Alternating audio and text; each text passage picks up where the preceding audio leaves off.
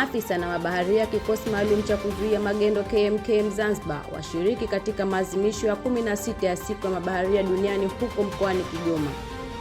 Maadhimisho hayo yaliweza kutoa fursa ya kupatiwa elimu mbalimbali kwa viongozi na wananchi kwa ujumla. Miongoni mwa mafunzo hayo ni kuweza kutumia vifaa vya uzamiaji baharini na kwenye maziwa wakati wa maafa yanapotokezea. Nikiripoti kutoka Kigoma, Shara Abdullah Hamis, habari picha KMKM Zanzibar.